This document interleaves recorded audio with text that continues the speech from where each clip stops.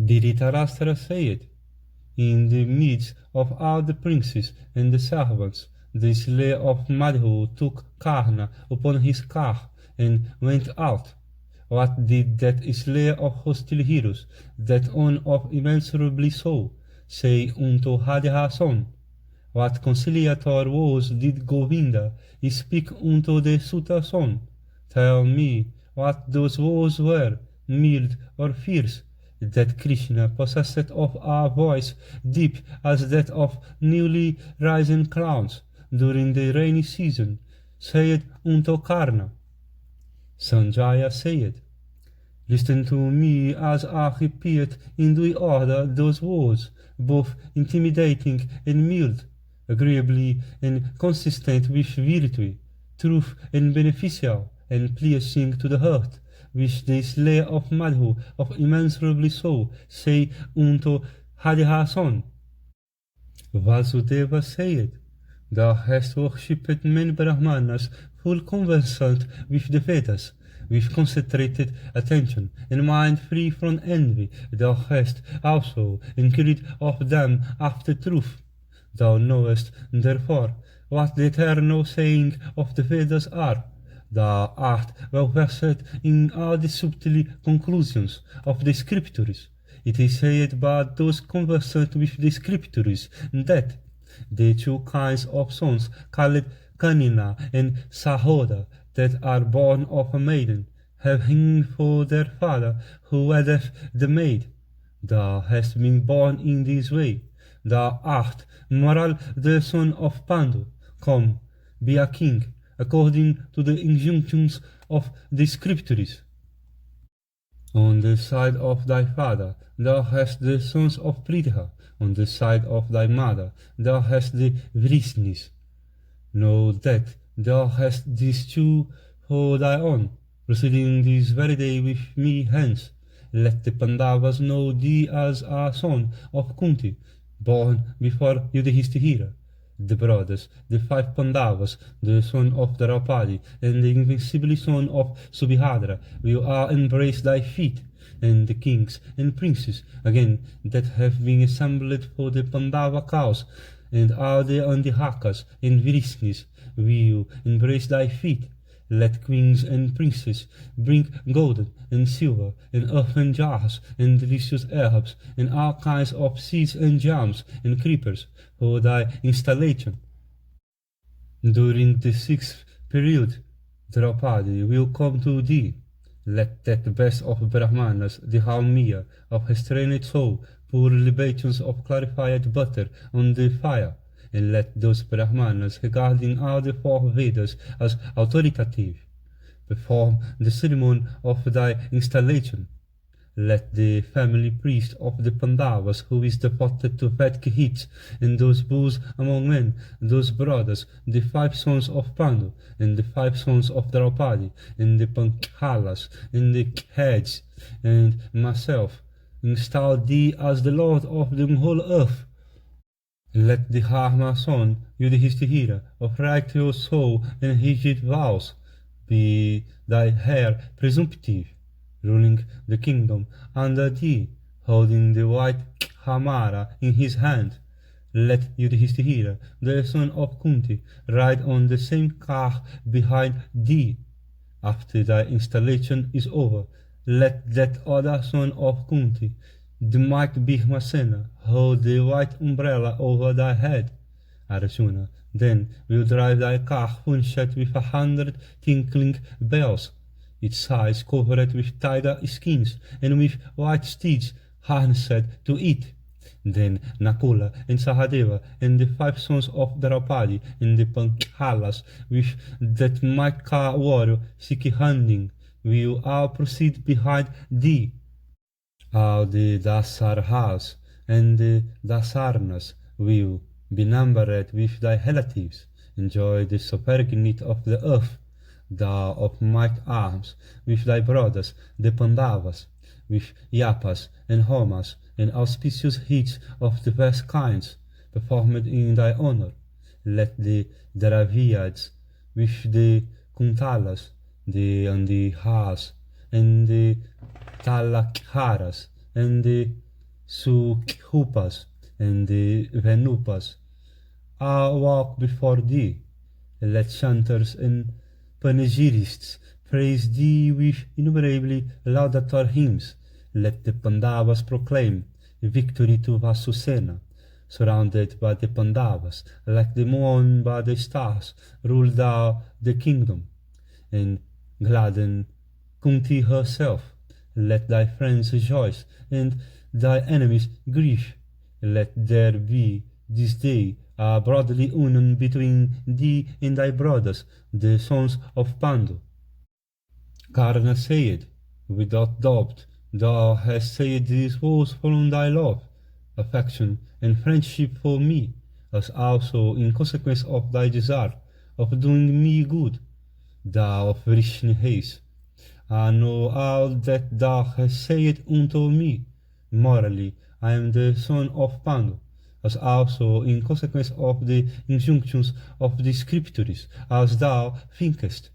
My mother, while a maiden, bore me in her womb, through her connection with Surya, and at the command of Surya himself, she abandoned me as soon as I was born. Even thus, I came into the world. Morally, therefore, I am the son of Pandu. Kunti, however, abandoned me without thinking of my welfare. The Sutta Adihihatiha, as soon as he beheld me, took me to his home, and from her affection for me, her breasts were filled with milk that very day, and she cleansed my urine and evacuations. How can one like us, conversant with duties and ever engaged in listening to scriptures, deprive her of her pinda?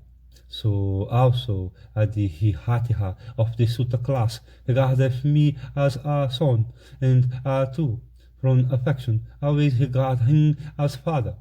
That Adihihatiha, from paternal affection, caused all the rites of infants to be performed on my person according to the rules prescribed in the scriptures.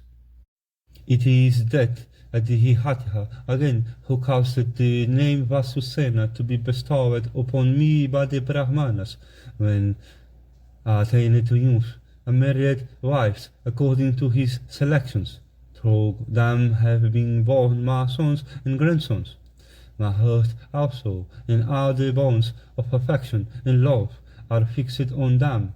From joy or fear, I cannot venture to destroy those bonds, even for the sake of the whole earth or heaps of gold.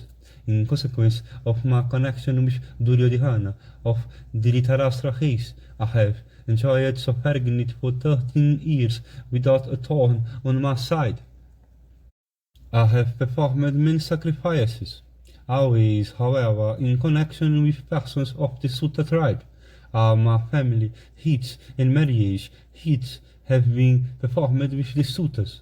Obtaining me, Duryodhana hath made this preparation for an armed encounter and provoked hostilities with the sons of Pandu, and it is for this that independently I have been chosen as the great antagonist of Arjuna to advance against him in single combat, for the sake of death, or the ties of blood, or fear, or temptation. I cannot venture to behave falsely towards the intelligent son of Dhritarashtra. If I do not now engage in a single combat with Arjuna, this will be glorious for both myself and Partha. Without doubt, thou hast told me all this for doing me good. The Pandavas, obedient as they are to thee, will, without doubt, do all that thou hast said. Thou must, however, conceal this or discourse for the present. Therein lies our benefit, I think. If King Yudhishthira, of virtuous soul and well-controlled senses, cometh to know me as the firstborn son of Kunti, he will never accept the kingdom. If, again, this might and swelling empire becometh mine, I shall certainly make it over to Duryodhana only. Let Yudhishthira of virtuous soul become king forever, he that hath his Hikesa for his guide, and the Dhananjaya, and that might warrior Bhishma for his combatants, as also Nakula and Sahadeva, and the sons of Draupadi, is fit to rule over the whole earth.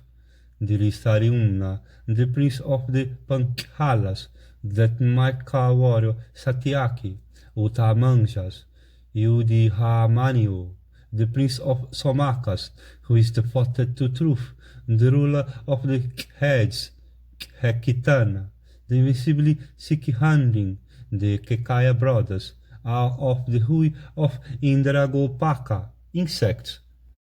Bhishmasena uncle, Kunti Bihoja, of high soul and possessed of steeds endowed with the colors of the heaven.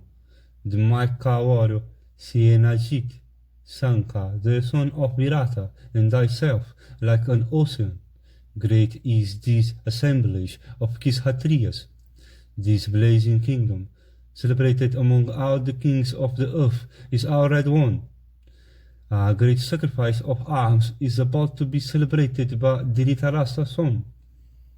Thou wilt be the Upadrastri of that sacrifice, the offspring of Adhiharyu. In that sacrifice will be thine. The ape-bannered Vibhihatsu, acculturated in mail, will be the Hotri. Gandiva will be the sacrificial ladle, and the prowess of the warriors will be the clarified butter.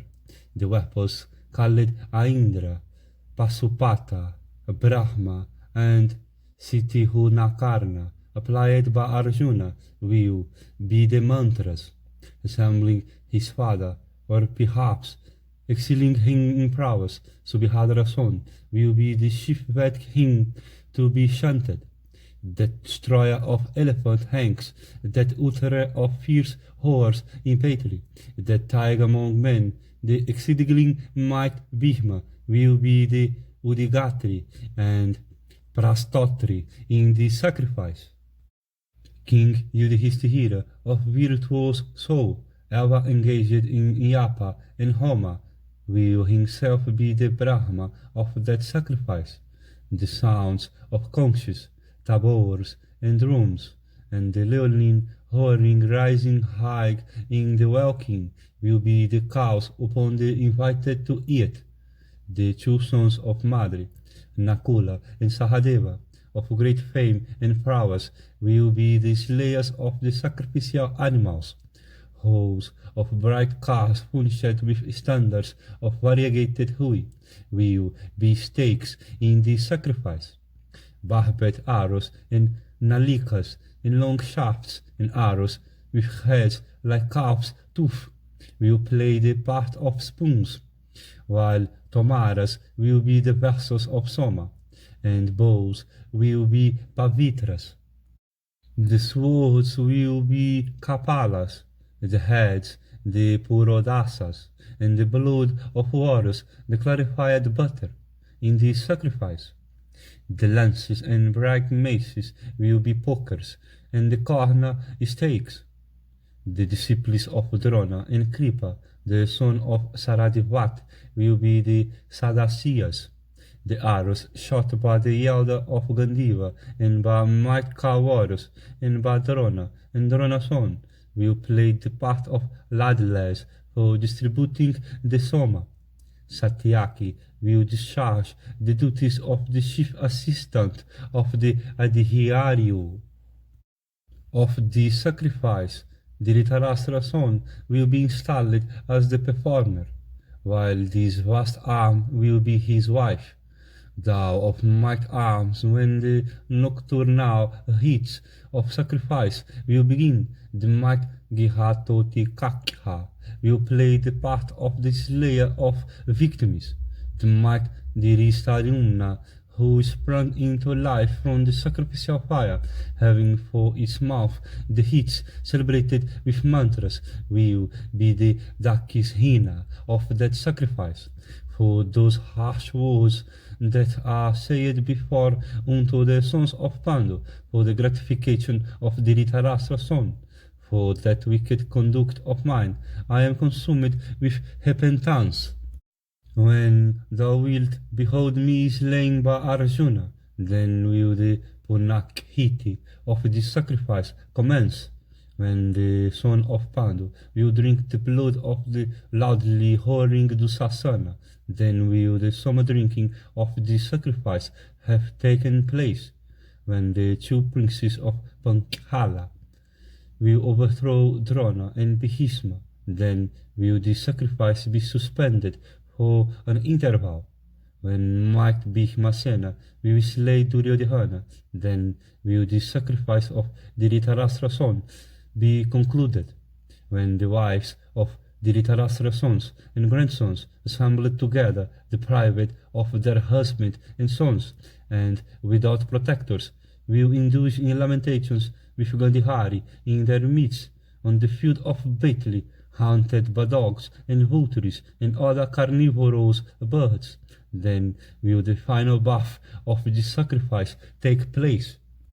I pray to thee, bull of the Kshatriya race, let not the Kshatriyas, old in learning and old in years, perish miserably.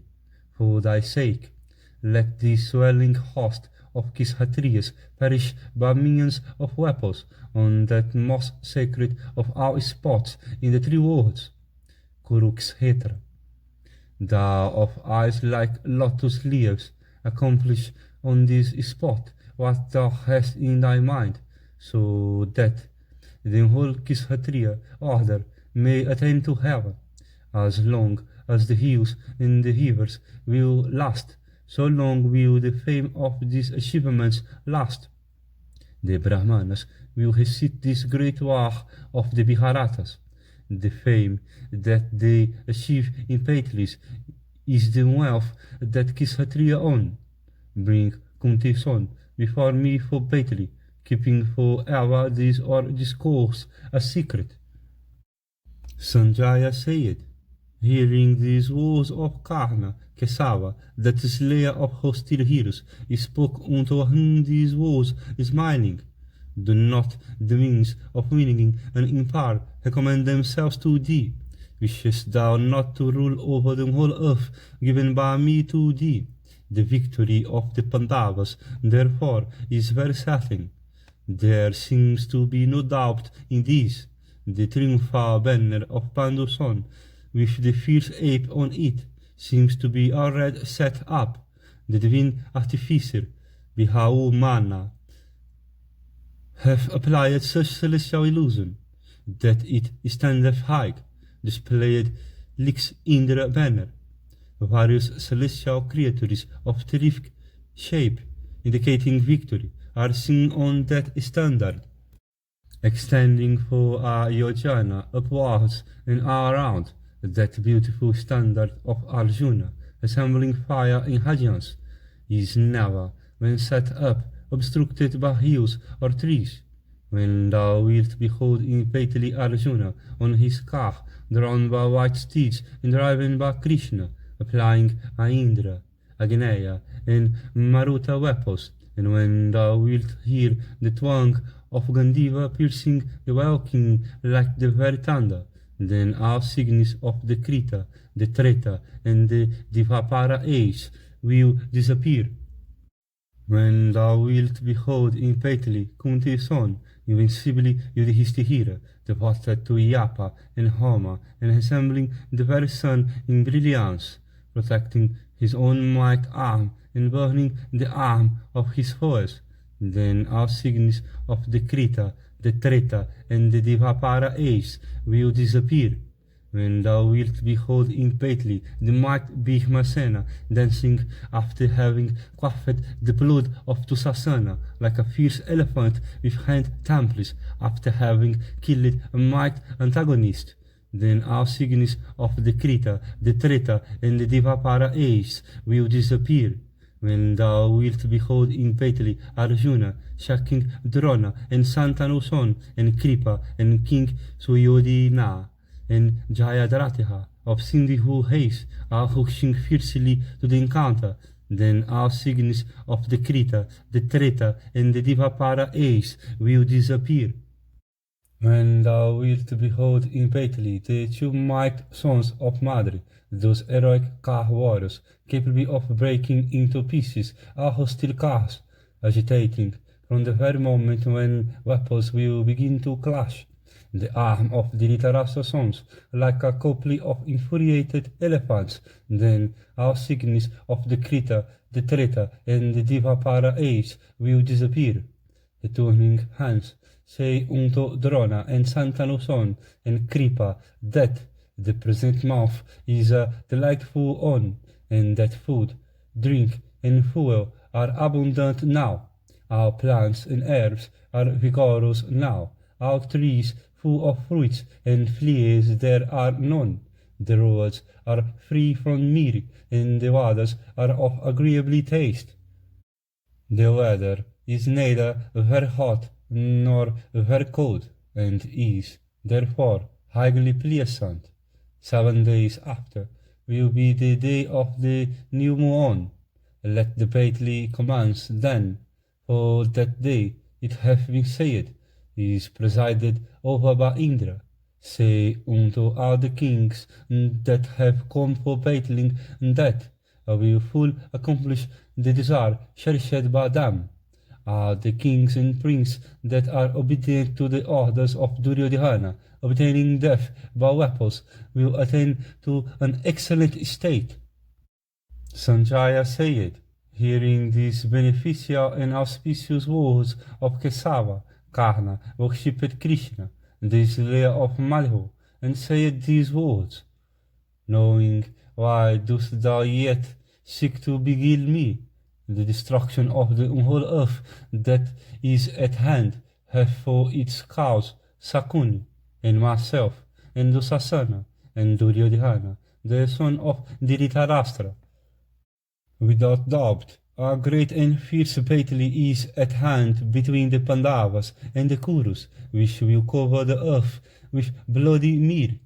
All the kings and princes following the lead of Duryodhana, consumed by the fire of weapons, will proceed to the abode of Yama. Diverse frightful visions are seen, and many terrible portents and fierce disturbances also. All these omens, making the hairs stand on their ends, indicate the defeat of Dhritarashtra's son and the victory of Yudhishthira. That fierce planet of great effulgence, Sanaiskara, is afflicting the constellation called Rohini, in order to afflict greatly the creatures of the earth. The planet Angaraka, welling towards the constellation Jestihia, approacheth towards Anuradha, indicating a great slaughter of friends. Without doubt, a terrible calamity approacheth the Kurus, when especially the planet Mahapati afflicteth the constellation Hitra. The spot on the lunar disk hath changed its position, and Rahu approacheth towards the sun. Meteors are falling from the sky with loud noise and trembling motion. The elephants are sending forth frightful cries, while the steeds are shedding tears, without taking any delight in food and drink. They say that on the appearance of these portents, a terrible calamity approacheth, productive of a great slaughter. Amongst the steeds, elephants, and soldiers, in all the divisions of Duryodhana arm, it is seen that while small is the food they take, ample is the excreta they evacuate. The wise have said that this is an indication of defeat. The elephants and steeds of the Pandavas are seen to be cheerful, while all the animals well along their right. This is an indication of their success. The same animals pass by the left side of Duryodhana arm, while incorporeal voices are constantly heard. This is an indication of defeat. Auspicious birds, such as peacocks, swans, cranes, hatakas, jivas, and large flocks of vacas, follow the Pandavas, while vultures, kankas, hawks, rakshasas, wolves and beasts, in flags and heads, follow the Cobras. The drums in the arm of the Dhritarashtra son yelled no sounds, while those of the Pandavas yelled sounds without being struck. The wells in the midst of Duryodhana encampment sent forth loud horns like those of hooked bulls. All this is an indication of defeat. The gods are showering flesh and blood on Duryodhana's soldiers. Vapory edifices of great effigies with high walls, deep trenches, and handsome porches are suddenly appearing in the sky. A black circle surrounding the solar disk appears to the view. Both twilights at sunrise and sunset indicate great terrors. The jackals yell hideously. All this is an indication of defeat. The vast birds, each having but one wing, one eye, and one leg, utter terrible cries. All this indicates defeat. Fierce birds with black wings and head legs hover over the Kuru encampment at nightfall. All this is an indication of defeat. The soldiers of Duryodhana betray hatred for Brahmanas first, and then for their preceptors, and then for all their affectionate servants. The eastern horizon appeareth head, the southern of the hue of weapons, and the western of an earthy hue. All the quarters around Duryodhana encampment seem to be ablaze. In the appearance of all these portents, great is the danger that is indicated. I have in a vision beheld Yudhishthira ascending with his brothers a palace supported by 1,000 columns. All of them appeared with white headgears and in white robes. All of them appeared to me to be seated on white seats. In the midst of the same vision, thou wast beheld by me to be employed in enveloping the blood-dyed earth with weapons.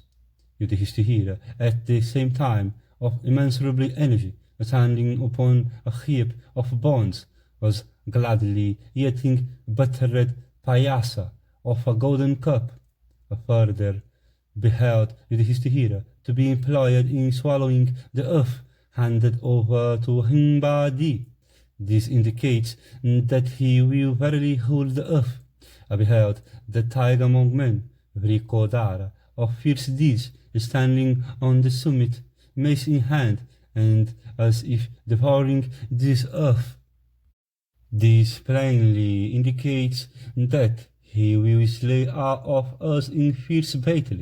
It is known to me that victory is there where righteousness is.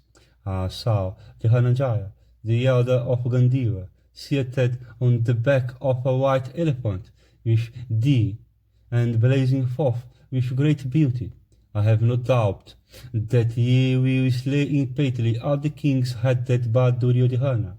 I saw Nakula and Sahadeva and that might cow warrior Satyaki, adorned with white bracelets, white cuirasses, white garlands, and white robes. These tigers among men were seated upon excellent vehicles borne on the shoulders of men, and I saw that umbrellas were held over the heads of all the three. Amongst the soldiers of Dhritarashtra son, these three were beheld by me decked with white headgears. Know that those three were Asvatihaman, Kripa, and Kritavarman of Satavata race. All other kings were seen by me to have blood headgears. I saw also that those might car warriors, Bhishma and Drona, ascending on a vehicle drawn by camels, and by myself and Dhritarashtra son, proceeded to the quarter, ruled by Agastya. This indicates that we shall soon have to proceed to Yama abode. I have no doubt that myself and the other kings the entire assemblage of Kshatriyas shall have to enter into the Gandiva fire. Krishna said, the destruction of the earth is at hand when my words do not become acceptable to thy heart. When the destruction of our creatures approacheth, wrong assuming the semblance of right, leaveth not the hurt. Karna said, if we come out of this great battle that will be so destructive of heroic Kshatriyas with life, then thou of might arms, may we meet here again, otherwise we shall certainly meet in heaven. It seemeth to me now that there only it is possible for us to meet. Sanjaya said, having spoken these words, Karna closely pressed Madhava to his bosom, dismissed by Kesava. He then descended from the car, and riding on his own car, decked with gold, Hariha's son, greatly dejected, came back with us. Vaisampayana said, upon the failure of Krishna's solicitations, and after he had started for the Pandavas from the Kurus, Kshatri approached Pritha and said these words slowly in grief. Mother of living children, thou knowest that my inclination is always for peace, and I'll talk, I'll cry myself hoarse, yet Suyodhana doth not accept my words. King Yudhishthira, having the heads, the Panchalas, and the Kekayas, Bhishma and Arjuna, Krishna, Yudhishthira, and the twins for his allies, stayeth yet at Upaplavia, and from affection for kinsmen looketh up to righteousness only. Like a weak man, Thog he is possessed of great strength. King Dhritarashtra, here, Thog, old in years, doth not affect peace, and intoxicated with pride of children, treadeth a sinful path. In consequence of the wickedness of Jayadratha and Karna and Dusasana and Subalason, intestine dissensions will break out. They that behave unrighteously towards him that is righteous, verily that sin of theirs soon produceth its consequences. Who is there that will not be filled with sorrow at the sight of the Kurus persecuting righteousness in this way? When Kesava returneth without being able to bring about peace, the Pandavas will certainly address themselves for battle. Thereupon the sin of the Kurus will lead to a destruction of heroes. Reflecting on all these, I do not get sleep by day or by night. Hearing these words uttered by Vidura, who always wished her sons the accomplishment of their objects, Kunti began to sigh heavily, afflicted with grief, and began to think within herself, fear to wealth, for the sake of which this great slaughter of kinsmen is about to take place. In this war, they that are friends will sustain defeat. What can be a greater grief than these that the Pandavas, the heads, the Panchalas, and the Yadavas assembled together will fight with the Piharatas? Verily, I behold the merit in war. If we do not fight, poverty and humiliation won't be ours. As regards the person that is poor, even death is beneficial. The extermination of one's kinsmen is not victory. As I reflect on this, my heart swelleth with sorrow. The grandsire, the son of Santanu, the preceptor, who is the foremost of warriors, and Karna, having embraced Duryodhana's side, and hence my fears, the preceptor Drona, it seemeth to me, will never fight willingly against his pupils. As regards the grandsire, why will he not show some affection for the Pandavas?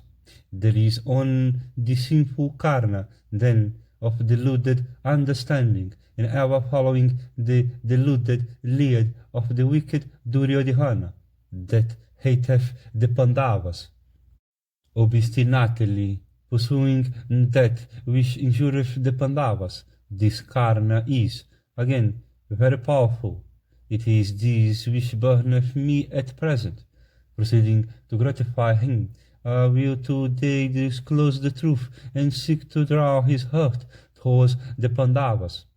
Please said with me, while I was living in the inner apartments of the palace of my father, Kunti Bihoja, the whole Durvasa, gave me a boon in the form of an invocation consisting of mantras, long reflecting with a trembling heart on the strength or weakness of those mantras and the power also of the Brahmana words, and in consequence of my disposition as a woman and my nature as a girl of unheaped years, deliberating repeatedly and while guarded by confidential news and surrounded by my waiting maids, and thinking of how not to incur in reproach, how to maintain the honor of my father, and how I myself might have an accession of good fortune without being guilty of any transgression.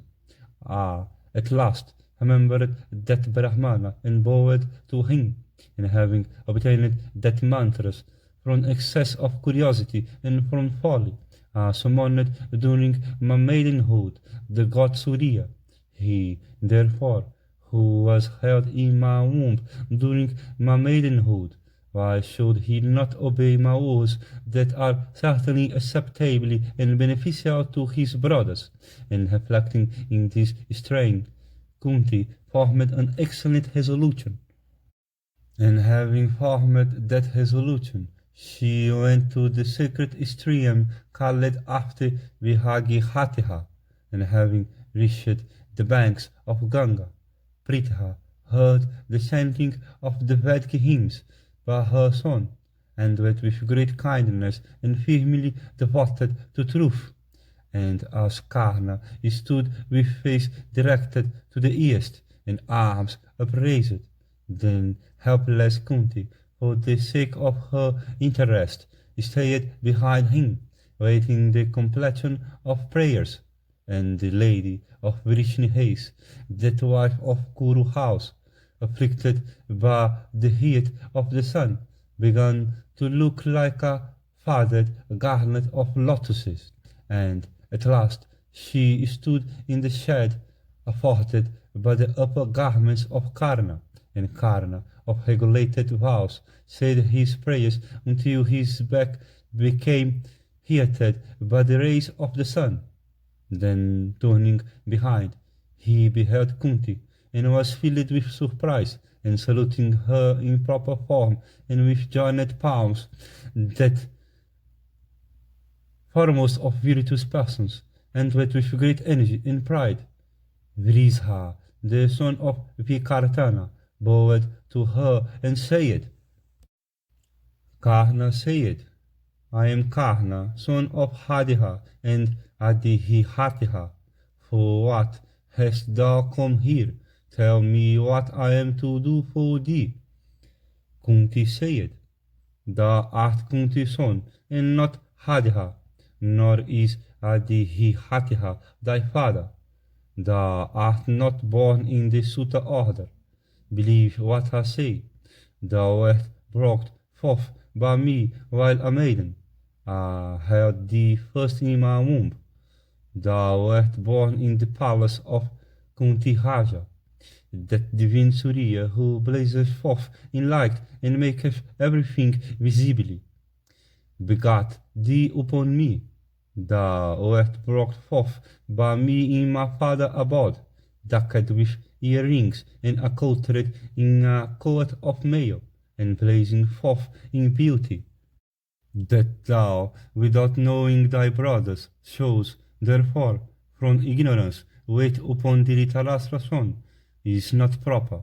It is improper in the special. The gratification of one's father and one's mother, who is the sole displayer of affection, have, in the matter of ascertaining the duties of men, been declared to be the highest of all duties, occurred formerly by Arjuna.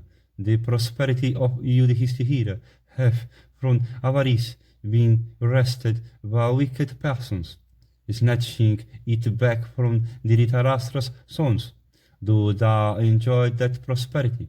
Let the Kurus behold today the union of Karna and Arjuna, beholding thee and thy brother united together in bonds of brotherly love. Let those wicked persons bow down unto ye. Let Karna and Arjuna be named in the same breath as Hama and Janardana. If you two are united together, what cannot be accomplished in the world?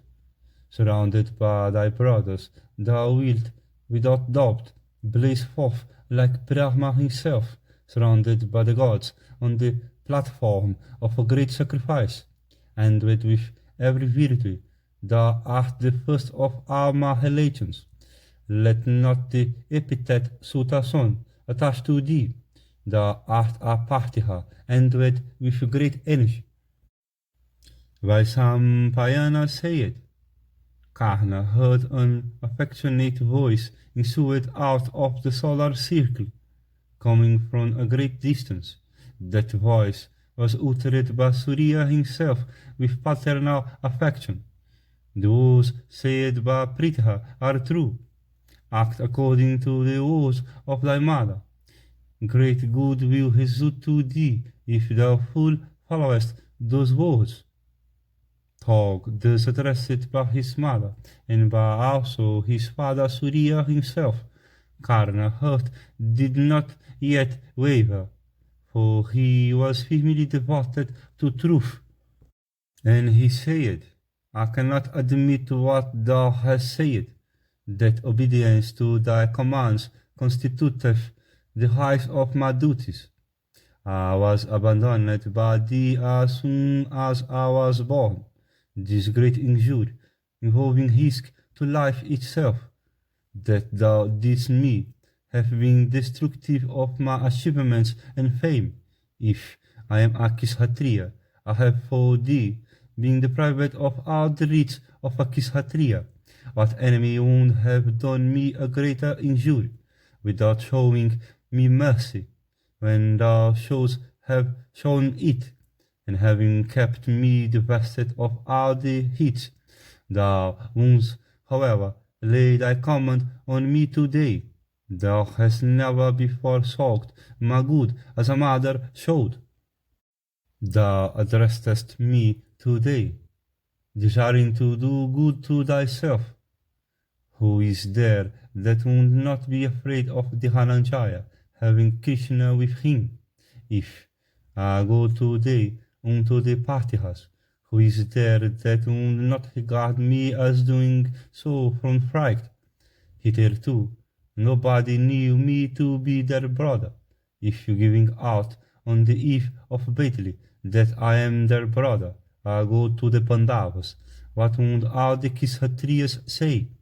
Furnished with every object of desire, and worshipped by them with a will to make me happy, how can I handle that friendship of the Dhritarashtra sons, utterly futile? Having provoked hostilities with others, they always wait on me respectful, and always bow down to me as the Vasus bow down to Vasava. They think that, aided by my might, they are capable of encountering the foe. How can I then frustrate that cherished hope of theirs? With me as their boat, they desire to cross the impassable ocean of battle. How can I then abandon them that are desirous of crossing that ocean which have no other ferry?